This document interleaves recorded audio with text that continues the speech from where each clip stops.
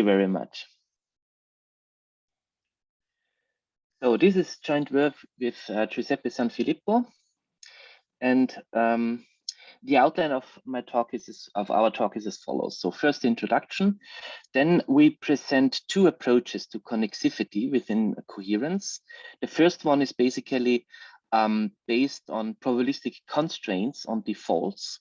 And the second one is based on logical operations on conditional events.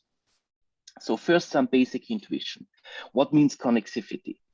I think one of the most basic and underlying ideas is that conditionals of the form, if not A, then A, should not hold. So conditionals where the antecedent logically contradicts its consequent should be false in some sense. And this is also intuitively plausible and matches experimental data. So we translated these kinds of conditionals in cover stories and asked participants whether you can infer for sure whether the sentence is true, false, or whether it is contingent. And most people say, no, this kind of sentence is false. Under the material conditional interpretation, however, as defined in logic, these kinds of self-contradictory conditionals are contingent. So in the above case, if not A, then A is interpreted by the material conditional, we obtain that A is just equivalent to this conditional. So this is a contingent sentence. Truth value depends on whether A is true or false. We will cover this basic connexive intuitions that these kinds of sentences do not hold by the observation that for any event, the conditional probability must be equal to 0. So note that we assume that the conditioning event is not a logical contradiction, right? The conditioning event could be equal to 0, could have a probability equal to 0, but it must not be a contradiction. It simply does not make sense to assume hypothetically that the antecedent is true if the antecedent is a contradiction. So this seems quite natural to us. So just a few words on the rationality framework. We use coherence-based probability logic. Coherence is a subjective approach to probability, which goes back to Bruno De Finetti, and some more recent authors are included in this set. As it is a subjective approach, probabilities are conceived as degrees of belief and not some objective quantity of some frequentistic approach. In betting terms, a probability assessment is coherent if and only if in any finite combination of n bets, it cannot happen that the values of the random gain are all positive or all negative. That is, you should avoid Dutch books. The coherence approach does not require a complete algebra. And in contrast to many approaches which define conditional probability by this fraction, where you have to assume that the conditioning event is positive, the coherence approach can manage 0 probabilities in the antecedent. In the coherence approach, conditional probability is primitive. I will say more in a minute.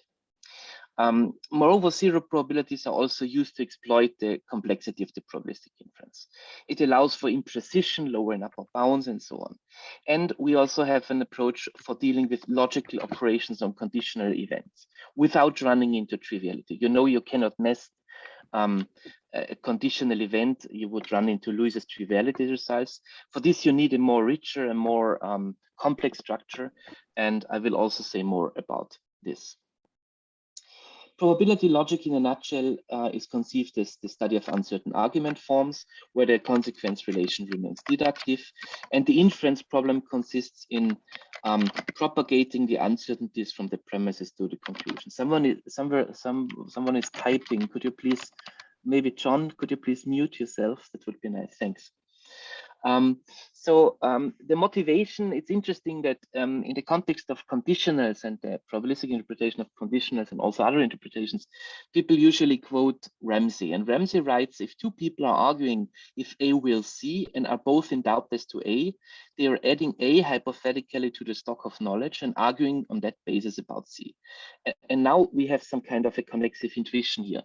So that in a sense, if A then C and if A then not C are contradictories. And this is just the connexive intuition that we also have here in Ramsey. We can say they are fixing their degrees of belief in C given A, and if A turns out false, these degrees are rendered void. So this also entails that the conditional event, the conditional is of course not the Boolean function because you need a third value or void in this case. And the connexive intuition goes back to the Middle Ages and to antiquity. And Lanson writes that ancient logicians most likely meant that their thesis concerning connexivity are applicable only to normal conditionals, which antecedents which are not self-contradictory. And this is also the same assumption that we make that I previously mentioned. So our motivation is that we want to interpret and check the validity of connexive principles which govern such kinds of conditionals within coherence-based probability logic. And we present two approaches. In approach one, connexive principles are obtained by defaults interpreted by probabilistic constraints on conditional events. So the basic conditionals are interpreted by probabilistic constraints. We negate the whole probabilistic assessment, and we use the wide scope negation.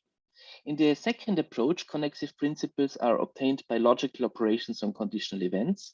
So here the basic conditionals are interpreted not as constraints on probabilistic constraints, but rather as conditional events.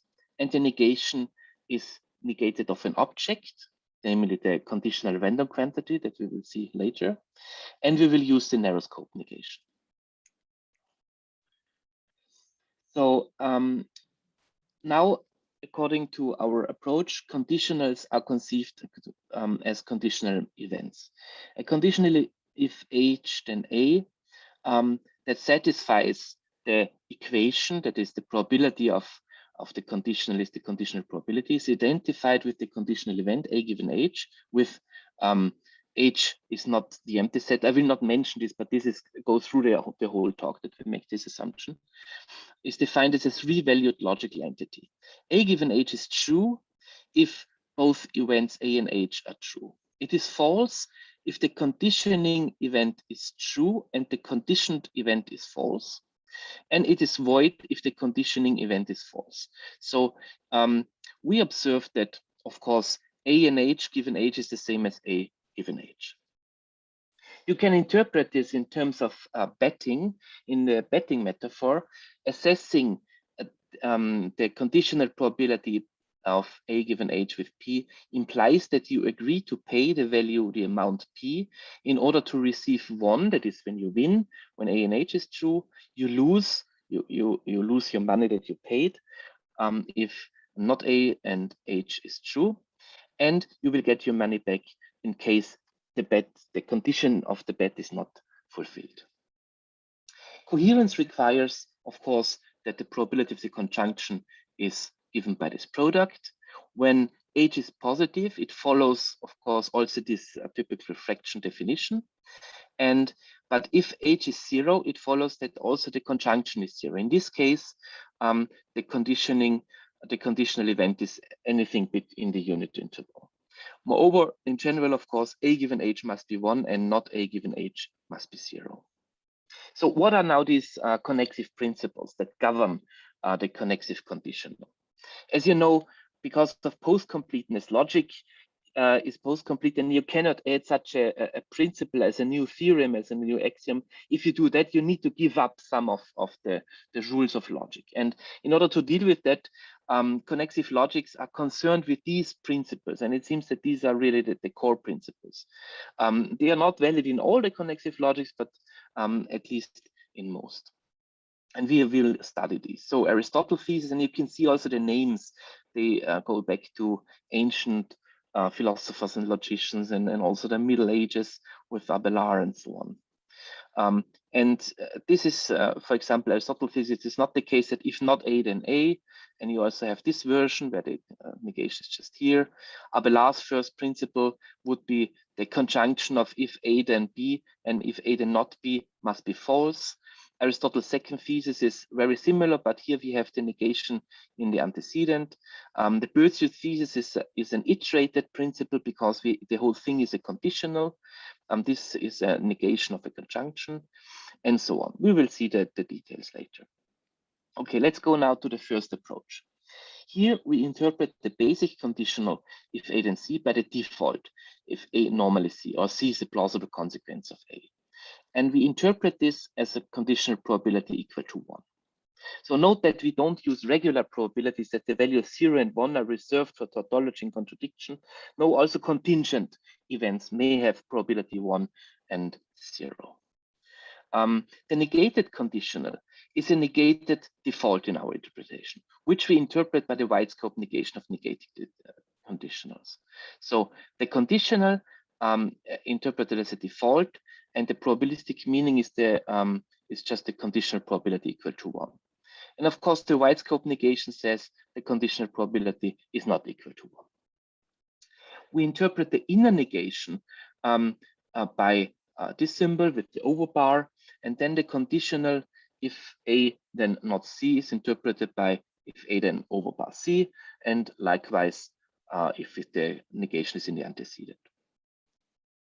So we first consider the non-iterated connexive principles, that is Aristotle thesis, and so on.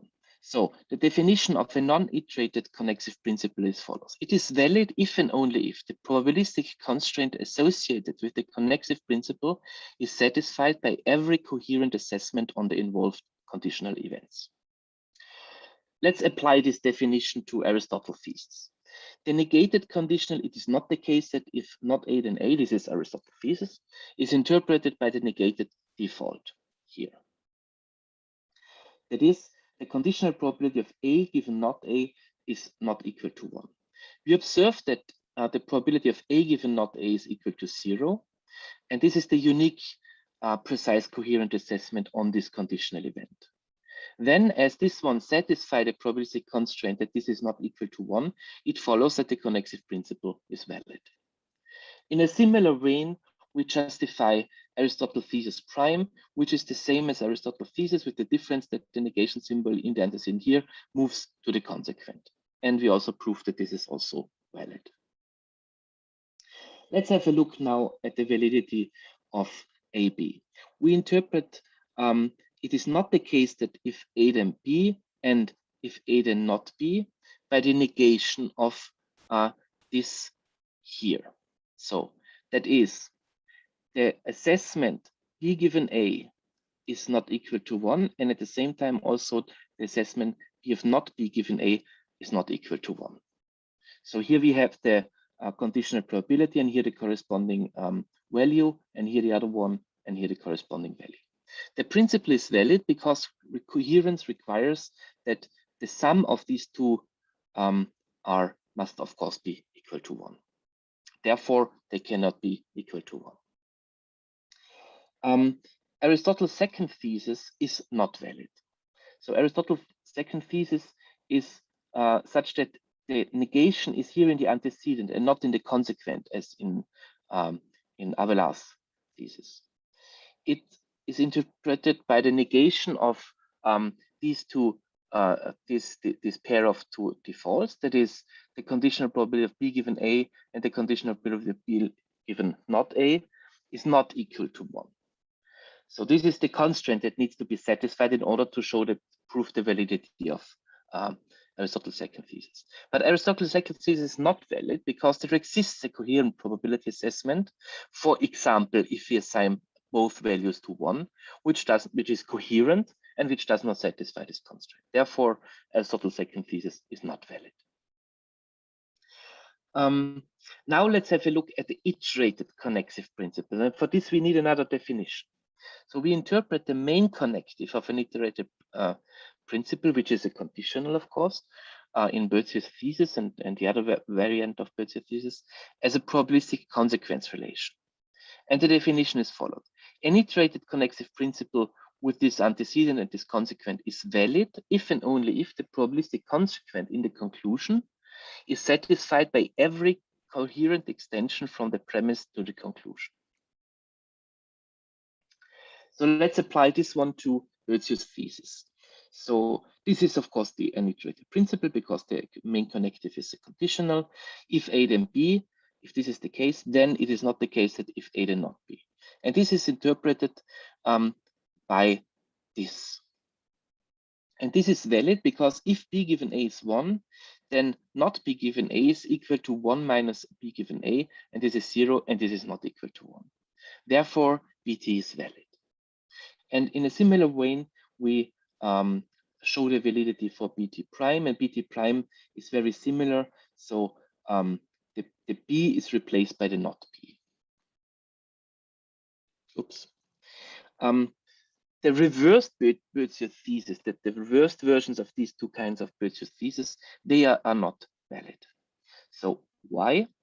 It is not the case that if A then not B, then if A then B is interpreted by this here. So the probability of not B given A is not equal to 1 implies the probability of B given A is equal to 1.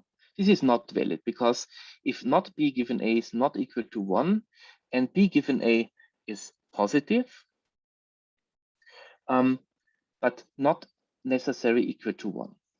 So for example, if you assign just the values 0.5 to these two conditional events, you would have a coherent assessment, but the constraint is not satisfied. And in the same sense, RBT prime can be shown to be invalid.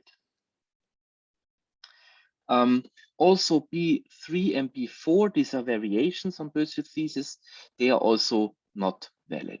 So for example, this one, if A then B, then it's not the case. Oops, it's not the case that if A then B is interpreted by this one here, and this is not valid because you can have a coherent assessment such that the constraint is not satisfied. And in a similar way, the non-validity of B4 is shown. So far, within probability theory, you can show within probability theory that these connexive principles are valid or the other ones are not valid. Let's go now to the second approach, where instead of interpreting basic conditionals as defaults in terms of probabilistic constraints, as in approach 1, we now analyze connexive principles as conditional random quantities within the theory of logical operations among conditional events. In the second approach, a basic conditional is interpreted as a conditional event instead of a conditional probabilistic constraint. And the conditional event is a 3-valued object. Logical operations among conditional events yield not conditional events, but conditional random quantities with more than 3 possible values. Remember the definition, true, false, and void. We now need more conditions in order to deal with these objects. And now we have, in the second approach, one definition. This is, of course, much more elegant. We don't have to distinguish between iterated and non-iterated connexive principles, because this is a general approach which allows for building conjunction, disjunctions, and nesting of conditionals. And therefore, we have a very simple and we think quite an elegant definition of validity for connexive principles. A connexive principle is valid if and only if the associated conditional random quantity is constant and equal to 1. So if you're just allowed to assign value 1, then it's also valid, the corresponding connexive principle. So now let's have a look at the definition. So a conditional event is a conditional random quantity. Given an event A, we denote by the same symbol its indicator, which is equal to 1 or 0, according to whether A is true or false, respectively. So let the value P, the assessment on the conditional probability A given H, given the conditional probability assessment on the conditional event A given H. The indicator of A given H, which is denoted by the same symbol, is defined as a random quantity as follows. So A given H is 1 if A and H is true, 0 if not A and H is true, and the value of the additional assessment on the conditional event of the conditional probability P in case the conditioning event is false. So you get your money back. This is what we had at the beginning. Of course, the third value of the random quantity, A given H, subjectively depends on the assessment of what you think A given H should obtain, what value it should obtain. A conditional is interpreted by the conditional event, where once the conditional probability is assessed, the indicator denoted by the same symbol of the conditional event B given A is defined as follows. We interpret the it is not the case that if A then A by the negation of the conditional event, and this one we define by simply, it is not the case that B given A by not B given A. And because we also have this normal relation between the conditional probability B given not B given A is equal to the 1 complement. Now let's have a look at Aristotle's thesis. We interpret Aristotle's thesis by the negation of the conditional event A given not A. So this is this version of Aristotle's thesis. Then as not A given not A is equal to 1, it follows that this is constant and equal to 1. Therefore, Aristotle's thesis is valid in the second approach as well. Aristotle's thesis prime is very similar. We interpret it by the negation of a conditional event, not A given A, and this one reduces again to 1, which is constant and equal to 1, and this validates AT prime. Abelard's thesis is interpreted as follows. So this is Abelard's thesis. Remember, it is not the case that if A then B and if A then not B. So they are in some sense incompatible. And for us, this is the negation of the conjunction of two conditional events. The whole thing is not, of course, a conditional event. It's a conditional random quantity. And of course, as I said, we assume that the conditioning event is not a contradiction. We observe that B given A and not B given A reduces to B and not B given A. And we have here the contradiction. And of course, as this one is constant and equal to 0, the negation of this one is constant and equal to 1, which validates Abelard's thesis. Now let's have a look, how do we define the conjunction of two conditional events? And this is given as follows. So this is, of course, not a conditional event, the conjunction. As I said, it's more conditions. And now we have a closer look at what are these conditions. Given any pair of conditional events, A given H and B given K, and with these assessments on the two conditional events, we define the conjunction of the two conditional events as follows. You get the value 1, you win if all the involved events are true. You lose if both events are false. So not A given H is true and not B and K is true. In the case that one conjunct is true and the other one, not just a moment, in case that this one is void and the other conjunct is true, you get the value for this conjunct. So this is X. You remember, this is what we initially assessed. Of course, the same holds for the other one, for the other conjunct. And if both conjuncts are void, then you get what you initially paid for your bet, right? Then you get your money back. So if this were a conditional event, we only would have the three conditions, this one, and this one, but it is not a conditional event, it's a conditional random quantity. So we need to consider more conditions. And here it is also interesting to note that because of the Frechet intervals, of course, the conjunction is always smaller than one of its conjuncts. So in these two cases, it could be that you even get more back than you initially paid, right? Equal or even more. Of course, this is what we already said. A given H and B given H is the same as A and B given H. Again, in a betting framework, you agree to pay the value Z for the whole prevision in this conditional random quantity. We also use this other symbol in order to distinguish it from probabilities, right? with the proviso that you will receive 1 if all conditional events are true. You get 0 if at least one of the conditional events is false, and the probability of that conditional event which is void if one conditional event is void and the other one is true. This is what I just said. The quantity set that you paid is what you get if both conditional events are void. Okay, let's have a look now at the non-validity of Aristotle's second thesis. Remember, this is also not valid in the other approach.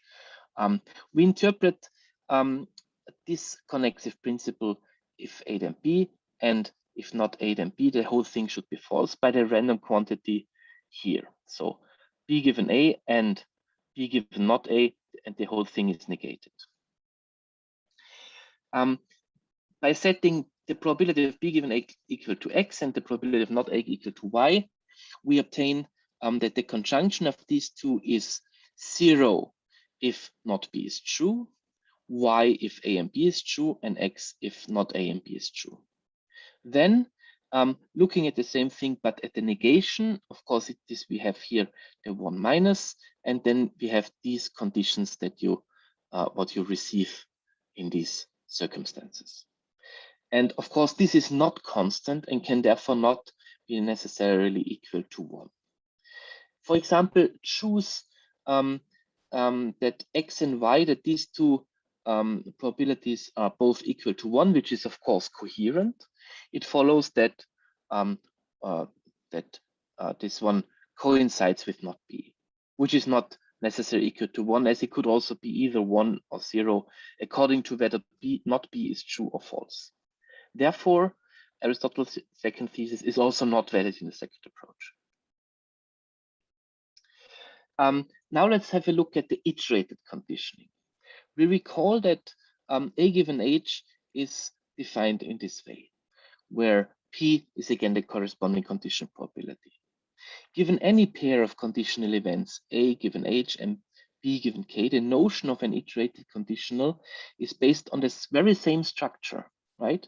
So here we have box given circle is equal to box and circle plus the prevision in this times not circle, and this just reflects what we have here for the conditional event. Right, so where box denotes this conditional event and circle denotes this conditional event. So I think you can see that this the same structure. In betting terms, the assessment mu in the prevision of box given circle is the amount that you agree to pay with the proviso that you receive this random quantity. Then the notion of the iterated conditional is defined as follows. Given any pair of conditional events, A given H and B given K, we define the iterated conditional in this way, where mu is the prevision on this iterated conditional. Operatively, in terms of betting, this means that if you assess A given H with X, B given K with Y, and the conjunction with Z, then the amount mu in the provision of the conditional random quantity B given K, the whole thing given A given H, represents the amount that you agree to pay with the proviso that you receive this quantity. And here we have, as you can see, 2, 4, 6, 7 conditions. And this is, of course, a much more richer and complexer structure as compared to just a conditional event. And you can also go through this one here, point by point. This is when you win, this is when you lose, and this is the amount that you receive back, or parts of the amount that you receive back, in case the conditioning part is some conditioning parts are void or false. So intuitively, for the conditional event, we only have to take care what happens if the antecedent is true or false. Then the whole thing can be true, false, or void according to this.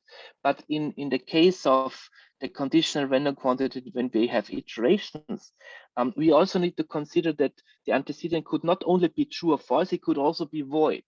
And this gives you many more conditions that need to be satisfied. This is the underlying idea why this gets more complex, but this also helps us to deal with these logical operations on conditionals without running into Lewis's triviality results. So Giuseppe and Angelo Giglio, they proved also that import-export does not hold, and this blocks the Lewis's triviality results. Now, we observe that by the linearity of prevision here, this holds. Have a look at now the validity of Bertus' thesis, which is an iterated connexive principle. We interpret if A then B, then it is not the case that if A then not B by the corresponding iterated conditional. We recall that this one coincides with this one, and that the conjunction of these two also coincides with this one. Then we obtain simply this one. Moreover, by setting B given A equals to X and the whole thing equals to mu, we have of course a much reduction because of the logic, because we have here the same events here in the consequent and the antecedent to only 3 conditions, right? From the 7, we can reduce it to, it simplifies to the 3 conditions. And then by the linearity of prevision, we have this here. And then we can show that this is 1 if A and B is true, and mu if not A or not B is true. And as we also already assessed the conditionals with 1, we obtain that this is, it must be mu equal to 1, and this is constant and equal to 1, and this validates Bertus' thesis. In a similar vein, we justify Bertus' thesis prime. So we also show that this is constant and equal to 1. And we show that the reverse Bertus thesis can here also be validated. So this is done in a very similar way. And I think we, how much time do I have left? You have 9 minutes, including questions. So okay, so I will not go into the details of. I think the idea, the intuition is clear. So for the non-validity of the Bertus variations B3 and B4, we can also do this in a very similar manner. We show that this is not necessarily equal to 1. It is not constant, and therefore B3 and B4 are not valid. Also in the second approach. The details here. Yeah. So to sum up, we see here the list of connexive principles we studied. Here is the interpretation of in terms of conditional random quantities, and here we see which ones are valid and which are not valid according to the second approach. Note that the reverse Bertus thesis both are not valid in approach 1. However, if we use the narrow scope negation as well in approach 1, we can also validate them in approach 1. Let's go to the concluding remarks. So connexivity is not only psychologically plausible, so that we have actually data, but also it emerges naturally under probabilistic interpretations. We recovered various not all, but various connexive principles via 2 approaches. In approach 1, connexive principles are obtained by defaults interpreted by probabilistic constraints on conditional events. So basic conditionals are interpreted by probability constraints. We negate the assessment and we use the wide scope negation. In the second approach, connexivity was obtained by logical operations on conditional events. The basic conditionals are here interpreted by conditional events. We negate the whole object and not the assessment, and we use the narrow scope negation. And Aristotle's thesis, second thesis, B3 and B4 are not valid in both approaches. We also showed that coherence-based probability logic allows for bridging qualitative and quantitative reasoning, and many other applications include, for example, we recently had a big paper on Aristotle's syllogisms, square and the hexagons of oppositions, where we also use this idea of constraints and defaults. And there is also coherence version of non-monotonic reasoning system P, weak transitivity, and other rules. And we also worked at some results towards an overall deduction theorem using this idea of logical operations on conditional events, on the paradoxes of the material and conditional, why they are blocked and why it is necessary to deal with zero probabilities in the conditioning events, why not to exclude this, and also many applications in the psychology of reasoning and so on. So future work on this will be also on the analysis of other connexive principles. If you have any ideas or suggestions, that would be highly welcome. Thank you very much for your attention.